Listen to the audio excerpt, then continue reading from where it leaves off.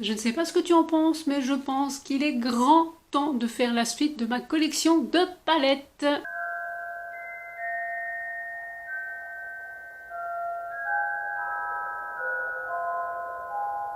Salutations, comme tu l'as entendu dans l'intro. Aujourd'hui, on se retrouve pour continuer la série sur mes palettes, donc la présentation des dites palettes en question. Comme ici, nous abordons celles entre 10 et 20 euros et que j'en ai pas mal, j'ai décidé de couper en deux cette vidéo. Donc je vais faire une partie qui n'est pas Make-up Révolution et une partie dédiée à Make-up Révolution, puisqu'il faut savoir que comme c'est un site à petit budget, j'ai pas mal de palettes de chez eux. En rentrant tout de suite dans le vif du sujet, je vais commencer par te parler de la marque W7 ou W7 in English spoken, qui est une marque originaire de Grande-Bretagne qui fabrique énormément de dupes. Tu trouveras des dupes d'Huda Beauty, d'Anastasia Beverly Hills, de Stila, etc.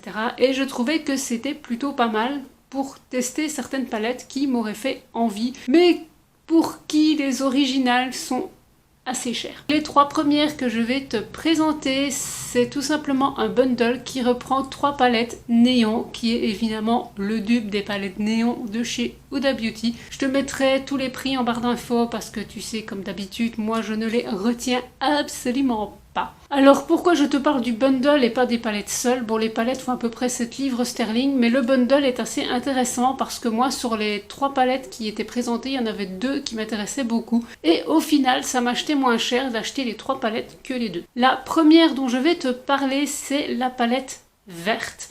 Donc Vivid Néon Vert, qui est pas mal, mais je pense que c'est celle qui doit être le plus éloignée de son original, on va dire, puisque beaucoup de fards sont des top coat, donc forcément ils n'ont pas une pigmentation extraordinaire, mais de manière assez paradoxale, c'est ma palette préférée du lot, tout simplement parce que les deux verts, qui ne sont pourtant pas hyper impressionnants, sont quand même assez corrects, et je ne parle même pas de l'espèce de fard pailleté jaune qui est absolument magnifique. Clairement, c'est vraiment celui que je préfère de la palette avec le rose. La suivante que je vais te présenter naturellement est la palette orange, qui ne s'appelle pas comme ça mais j'ai oublié son nom. Pour moi, c'est la palette qui a le meilleur rapport qualité-prix et la mieux réussie parce qu'à part l'espèce de fard orangé, rouge, néon, tous les fards sont plutôt correctement pigmentés, il n'y a que celui-là qui pêche un peu, mais bon, les fards pastels, c'est jamais des fards ultra pigmentés non plus. Et vraiment, les 3 fards pailletés de la palette sont juste impressionnants. J'avais réalisé un make-up avec cette palette, donc je te la serrerai quelque part ici. Et clairement, si tu ne devais en acheter qu'une des 3, si tu aimes les teintes orange, un peu jaune, etc., fonce. La troisième palette que je vais te présenter du bundle est donc la dernière, donc il s'agit de la rose que j'ai prise parce que voilà, comme je l'ai dit, je voulais à la base la verte et l'orange et les 3 ensemble étaient moins chers, mais j'étais agréablement surprise de la rose parce que les fards sont correctement pigmentés.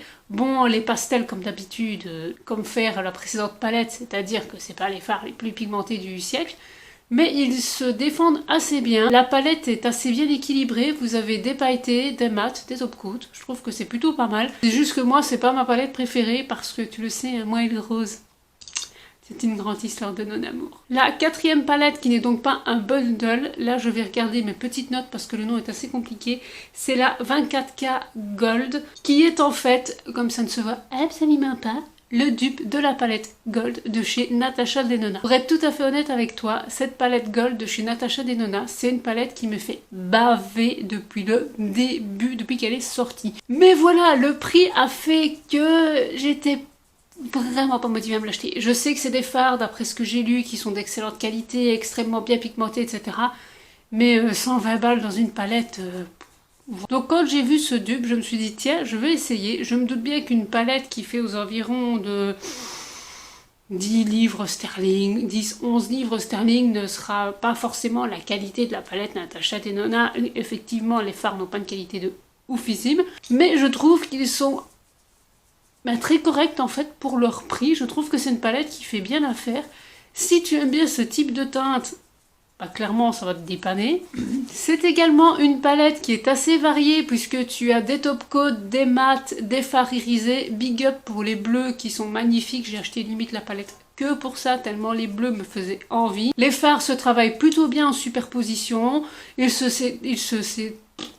se dégradent assez correctement. Vraiment, globalement, j'ai rien à redire de cette palette. Si vraiment tu souhaites tester un peu des couleurs comme la gold, mais que tu n'as pas les moyens de t'acheter la gold, et bien celle-ci fait franchement bien l'affaire. La palette suivante que je vais te présenter est la première palette avec laquelle j'ai rencontré la marque W7 et qui clairement ne m'a juste plus donné envie d'en racheter un bout de temps. C'est la Life's Beach qui clairement est un foirage, un raté, un fail, appelle ça comme tu veux, mais c'est clairement pas la meilleure palette qu'ils ont eue. Ou alors j'ai peut-être acheté une palette défectueuse, ça c'est possible.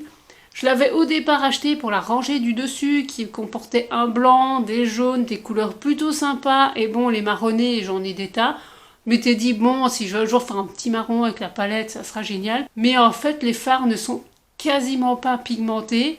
Il y en a deux qui sont à peu près pigmentés dans les marrons mais c'est pas suffisant. Les jaunes s'en sortent, j'ai envie de dire vu la médiocrité de la palette, le blanc et les deux jaunes ont l'air exceptionnels. Mais vraiment, c'est pas une palette. Je sais même pas ce que je vais en faire. Parce qu'elle est tellement nulle, je ne sais pas ce que je vais en faire. Je ne veux même pas la donner à quelqu'un.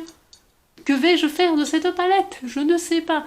Pourtant, elle avait tout pour me plaire, mais vraiment, la pigmentation est inexistante. Cette palette, si vous la voyez, passez votre chemin. La palette suivante, tu reconnaîtras tout de suite de quelle palette c'est le dupe, puisqu'il s'agit de la Seduce, qui est le dupe d'une palette de chez Anastasia Beverly Hills. Cette palette m'attirait parce que ce sont essentiellement des tons froids, plus une espèce de rose pêche qu'au départ on se demande ce qu'il fout là.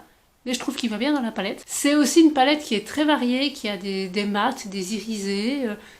Honnêtement, j'aime beaucoup cette palette, je m'en suis pas mal, enfin je m'en suis servi, je vais pas dire pas mal servi parce que j'ai pas creusé les fards comme certaines palettes que j'ai depuis plus longtemps d'ailleurs, mais honnêtement, si tu cherches une palette de ton froid, qui tient la route, qui est facile à blender, vas-y, elle est géniale cette palette, enfin, rien d'autre à dire. Et je précise que je suis pas sponsorisée par W7, j'ai tout payé avec mes os. Alors la suivante, c'est la Total Eclipse qui, tu le comprendras, est le dupe de la Mercury rétrograde de chez Huda Beauty. Celle-ci, la pigmentation est un petit peu plus inégale, même si les finis sont assez variés. Tu as des mats et tu as des fards à effet. D'ailleurs, pour la petite anecdote, la plupart des fards à effet que tu vois ont une drôle de cogne parce que la palette est arrivée cassée. Et bien évidemment, c'est ce type de fard bien chiant à réparer qui sont arrivés cassés. Ma seule chance dans l'histoire, c'est que comme il y avait un plastique qui était collé dessus, et ben ça ne s'est pas trop promené, donc ça n'a pas trop contaminé les autres fards, donc j'ai eu facile de la réparer. Alors je vais pas te mentir, j'ai essentiellement acheté cette palette pour tous les fards à effet, plus les bleus, donc je suis un peu triste parce que le bleu pastel qui est dans la palette n'est pas... il est clairement pas pigmenté. Il y a certains fards qui ne ressortent pas au swatch, tout simplement parce que ils sont à peu près dans les mêmes tons que ma carnation, donc forcément bah, ça va pas bien se voir. Moi ça m'arrange, ça me fait des fards pour blender. Pour cette palette, si vous cherchez un dupe de la palette Mercury rétrograde, ça peut valoir le coup si votre envie en fait c'est de tester un peu ces fards, voir si ça vous plaît, voir si l'harmonie vous plaît en vous disant ouais ok cette harmonie je kiffe, j'ai envie d'acheter la grande, enfin l'original on va dire. Je pense que ça peut être un bon compromis. Nous quittons enfin la marque W7 et je vais vous parler d'une palette qui a fait beaucoup de bruit sur internet il y a quelques temps déjà. C'est la Burgundy Bar de chez Maybelline. Alors il faut savoir que actuellement c'est ma seule et unique palette de chez Maybelline. Aucune des autres qui n'ont sorti ne m'ont donné envie. Et celle-là, clairement, c'est au début quand je faisais ma transition entre les fards totalement neutres et les fards un peu plus colorés. Donc je cherchais justement des bordeaux, un kaki, parce qu'il y a très beau kaki dans la palette. Et cette palette fait très bien l'affaire. Alors si tu aimes les fards mat, elle ne va pas du tout t'aider parce qu'il n'y en a que deux. Il y a un beige pas très pigmenté qui pour moi est très bon pour l'estompe. Et il y a un marron un peu plus foncé qui peut faire la blague, mais vraiment tous les fards qui sont irisés dans la palette, ils ont un irisé de fou. Genre les swatchs, je les ai fait sur peau nue au doigt sans base, ils ressortent comme des malades. Bon ok, j'ai aussi un fard qui est sorti tout seul de son logement, mais à part ça, je veux dire, c'est une palette vraiment si t'as peut-être une palette de neutre mat et que tu cherches une palette avec des irisés et que t'as pas forcément beaucoup de budget, et ben cette palette, elle peut vraiment faire le job parce qu'en plus, j'ai plus de batterie. Comme je le disais avant d'aller chercher ma batterie de réserve, je trouve que cette palette est vraiment bien parce qu'il faut très peu de fard pour avoir beaucoup de luminosité sur les yeux et en plus ça se travaille aussi bien au doigt qu'au pinceau, c'est facile à blender. Vraiment, si vous n'avez pas un grand budget et que vous cherchez une palette de grande et moyenne surface que vous pouvez trouver facilement, et bien cette palette elle en vaut vraiment la chandelle. Nous allons maintenant parler de Beauty Bay et quand je parle des palettes Beauty Bay, je parle évidemment de leur marque propre. Puisque Beauty Bay a lancé sa propre marque il y a un petit temps qui est maintenant assez bien étoffée. Vous avez des palettes, des blushs, des bronzers, des highlighters, des produits de skincare, des glosses. J'attends qu'ils fassent des rouges à lèvres. Ils ont notamment des liquid eyeshadow absolument à tomber par terre avec un rapport qualité-prix défiant toute concurrence. Je vais donc vous parler de deux palettes de la gamme entre 10 et 20 euros. La première palette est la palette dite de Pastel, qui pour moi est une très très bonne palette dans le sens où en fait j'en avais besoin pour avoir des fards de cette tonalité là pour blender mes autres fards. J'utilise très peu de pastels en tant que tel sur les yeux et clairement ce sont des pastels qui sont pigmentés. D'habitude les pastels ce sont pas des fards super pigmentés sa mère, mais ceux-là ils sont vraiment corrects et les pans sont assez grands. Je trouve que c'est une bonne palette rapport qualité-prix. Si vous aimez bien ce type de fard et que vous cherchez une palette de pastel, je trouve qu'elle est assez complète. Et j'ai eu un petit faible pour l'espèce de violet un peu bleuté qui se trouve tout en bas à gauche, qui me rappelle complètement les champs de lin lorsqu'ils sont fleuris. Et la deuxième palette que j'ai à te présenter de chez eux est la palette dite Bright qui contient 9 fards qui sont tous satinés irisés. C'est une palette à utiliser en complément. Je trouve que les satinés et les irisés, ils en ont dans le pan. J'ai un petit fait pour le vert lime parce que je trouve qu'il a une teinte absolument magistrale. Si tu cherches une palette parce que tu souhaites tester les fards irisés, une palette qui est vraiment très bien. Et elle fait partie des palettes que j'ai constamment en bas. J'ai des valeurs sûres et celle-ci, elle fait partie de mes valeurs sûres. Et les deux dernières palettes que j'ai à te présenter sont des palettes de chez Juvia's Place. Alors en théorie, elles ne coûtent pas moins de 20 euros, mais ce sont des palettes que j'ai tout simplement achetées en seconde main sur Vinted. Elles sont en parfait état. Donc la première palette que je vais te présenter, c'est la mini mascarade qui s'appelle comme ça parce que les pans sont plus petits. Ce que j'aime beaucoup avec cette palette, c'est que tu peux soit te faire des make-up très colorés, soit te faire des make-up très neutres. Le seul petit bémol, c'est que les fards marrons sont tous un peu trop foncés pour faire un crease, donc du coup j'utilise un fard beige mono. Les fards sont excessivement bien pigmentés. Je voulais tester ces fards parce que j'entendais beaucoup de bien de la marque Juvia's Place et je suis pas déçue du tout parce que ce sont vraiment des fards d'une qualité formidable et d'une pigmentation folle. Et malgré ça, je veux dire, ils sont faciles à travailler, ils sont faciles à blender, ils se travaillent bien en superposition.